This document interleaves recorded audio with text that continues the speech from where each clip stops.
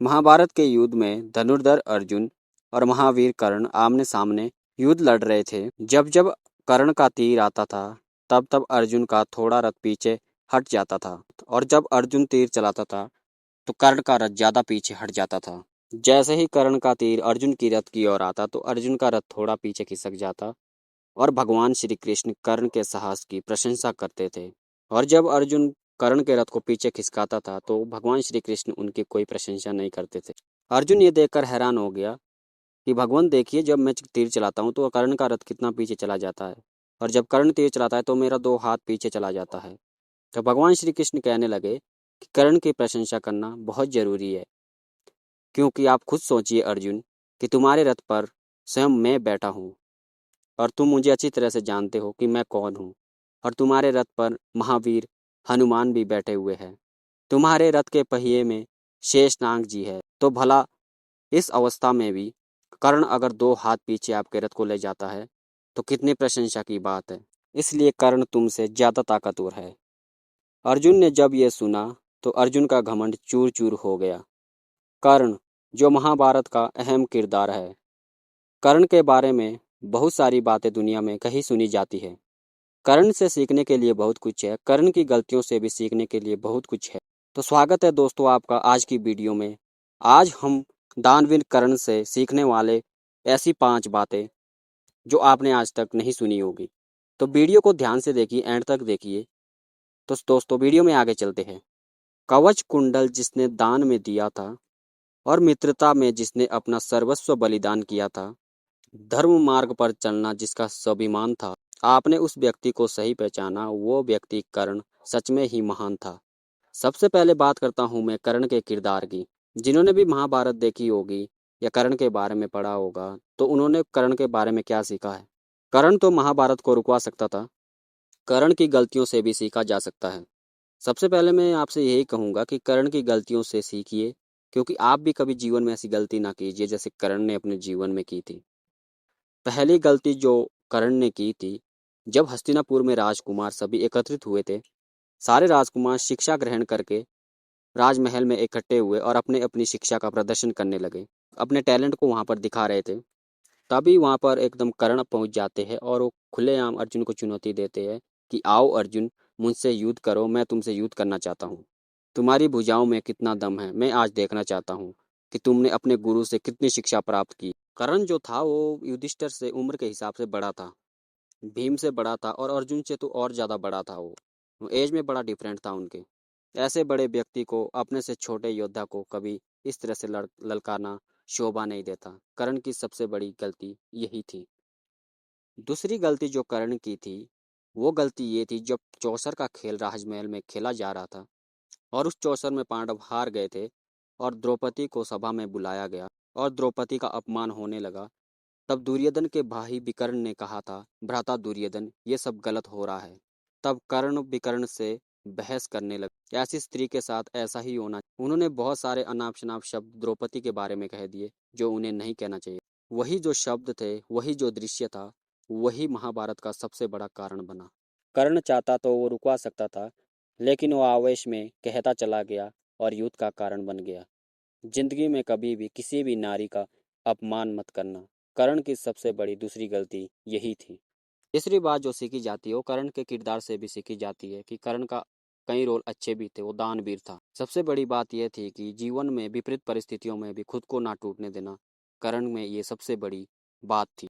कर्ण और कृष्ण का जब संवाद होता है तो कर्ण भगवान श्री कृष्ण से कहते चले जाते हैं कि भगवान, मेरा तो बहुत सारा अपमान हुआ इस संसार में। जिस माँ ने मुझे जन्म दिया उसने जन्म देते ही मुझे त्याग दिया। मुझे क्षत्रिय होकर भी क्षत्रिय धर्म निभाने का मौका नहीं मिला। मुझे गुरुकुल में शिक्षा नहीं मिली, मुझे शिक्षा के लिए भटकना पड़ा। मेरे साथ हमेशा भेदभाव होता रहा। यहाँ तक कि मैं जब द्रौपदी के स्वयंवर में पहुंचा तो वहाँ भी मुझे अलग कर दिया गया।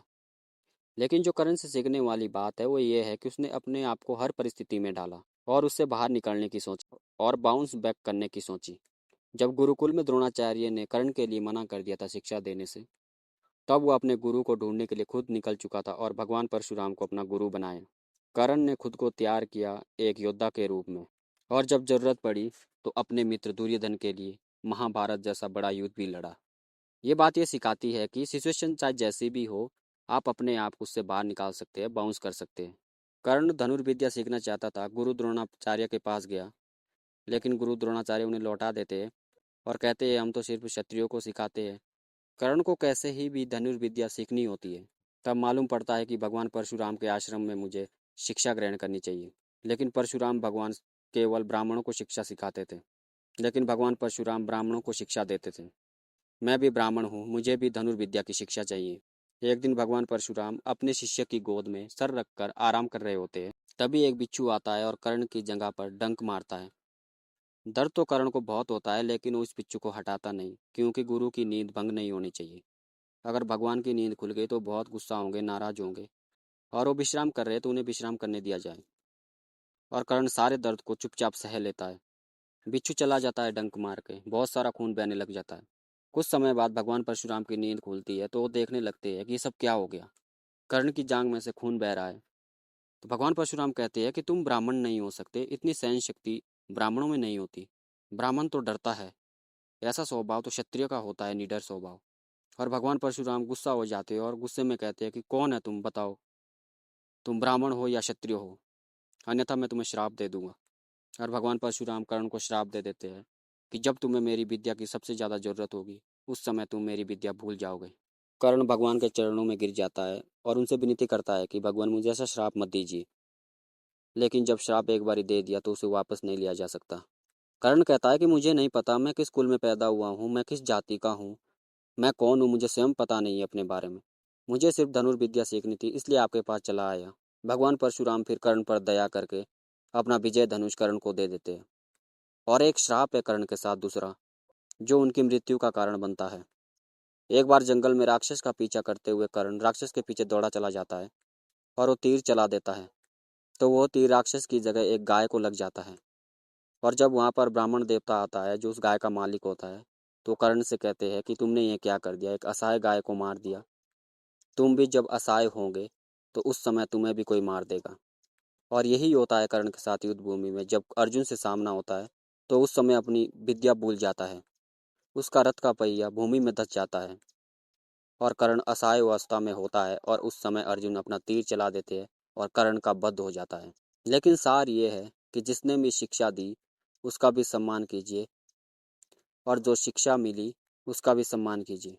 अगली बात जो कर्ण से सीखनी चाहिए, कर्ण ने केवल दुर्योधन से मित्रता नहीं की, उन्होंने मित्रता को पूरी तरह निभाया भी।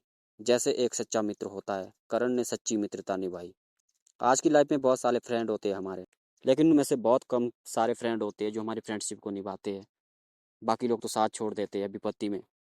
कर्ण को ये बात मालूम थी कि इस युद्ध में जीत पांडवों की होगी, क्योंकि उनके साथ स्वयं भगवान श्री कृष्ण खड़े हैं।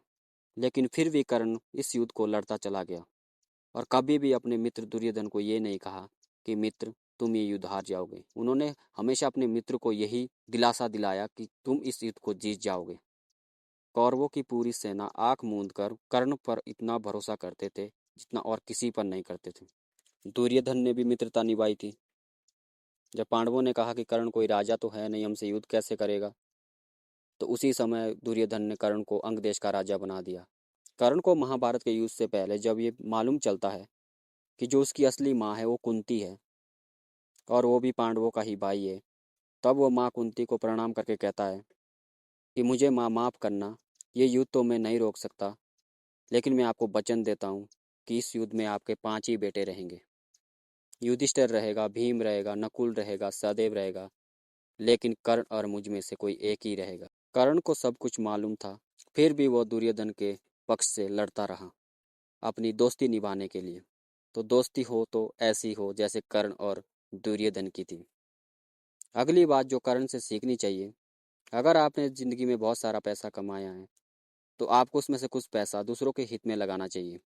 कर्ण सबसे बड़ा दानवीर था। उसने जीवन में केवल मित्रता ही नहीं निभाई, उनके अंदर जो दानी होने का गुण था वो भी जीवन भर निभाया। अंतिम समय में जब अंतिम श्वास कर्ण गिन रहा था युद्ध भूमि में, उस समय का कर्ण घायल पड़ा हुआ था। तो भगवान श्री कृष्ण अर्जुन से कहते हैं कि कर्ण को हमेशा याद रखा जाएगा दानवीरता में और एक सच्चे योद्धा के रूप में। तो अर्जुन कहते हैं कि ये सच्चा दानवीर तो नहीं हो सकता। तो भगवान श्री कृष्ण अर्जुन के साथ कर्ण की परीक्षा लेते हैं अंतिम समय में। भगवान श्री कृष्ण और अर्जुन ब्राह्मण का वेश धर के कर्ण के पास जा पहुंचे, जो युद्ध भूमि में घायल हो चुका था। तो भगवान बोलते हैं कि हम आपसे मदद मांगने आए हैं, लेकिन आप तो इस समय खुद घायल हो चुके हैं और आप तो जीवन की अंतिम सांसें गिन रहे हैं। लेकिन कर्ण कहते हैं कि रुकिए ब्राह्मण देवता, आप आए हैं तो कुछ मांग के जाइए। आपका क्या प्रयोजन है? आप मेरे से क्या मदद लेना चाहते हैं? मैं आपकी पूरी मदद करूंगा इस अवस्था में भी, लेकिन मैं आपको खाली नहीं जाने दूंगा। तो भगवान श्री कृष्ण कहते हैं कि हमें आपके सोने के दांत चाहिए, तुम्हारे मुख में जो सोने का दांत है वो हमें दे दो। तो उसी समय कर्ण भूमि से पत्थर उठाते हैं और अपने दांत को तोड़ देते हैं और भगवान श्री कृष्ण के हाथों में अपने सोने का दांत दे देते हैं और कहने लगे कि आप इस सोने को दांत को ले जाइए, मैं आपकी ज़्यादा मदद नहीं कर सका, मुझे क्षमा कर दीजिए। भगवान श्री कृष्ण बड़े प्रसन्न हुए और अपने वास्तविक रूप में आ गए और कर्ण को कहा कि मांगो कर्ण, मैं तुमसे बहुत प्रसन्न हूँ, जो वर मांगना चाहते हो वो मांगो मुझसे। कर्ण ने अंतिम श्वास लेते समय भगवान श्री कृष्ण से 3 वरदान मांगे थे। कर्ण ने पहला वरदान मांगा कि जिस तरह का अन्याय आज के युग में मेरे साथ हुआ है, जब आपका धरती पर अगला जन्म होगा तो उस समय मेरे वर्ग के लोगों के साथ ऐसा अपमान न हो। दूसरा वरदान कर्ण ने मांगा कि भगवान जब आप दूसरा जन्म लेंगे तो वो जन्म आपका मेरे राज्य में हो। तीसरा वरदान जो कर्ण ने मांगा, कर्ण कहते हैं कि मेरा अंतिम संस्कार उस व्यक्ति के हाथों से हो जो पाप मुक्त हो। कहा जाता है कि भगवान श्री कृष्ण ने कर्ण का अंतिम संस्कार अपनी हथेली पर किया था। वीडियो को एंड करने से पहले मैं आपको एक बात जरूर कहूँगा, जीवन में 2 मित्र हमेशा बनाना। पहले भगवान श्री कृष्ण जैसे, जो ना लड़े फिर भी आपकी जीत पक्की कर दे, और दूसरे कर्ण, जिन्हें मालूम हो कि हार सामने खड़ी है लेकिन फिर भी आपका साथ ना छोड़े। तो दोस्तों, वीडियो को देखने के लिए धन्यवाद।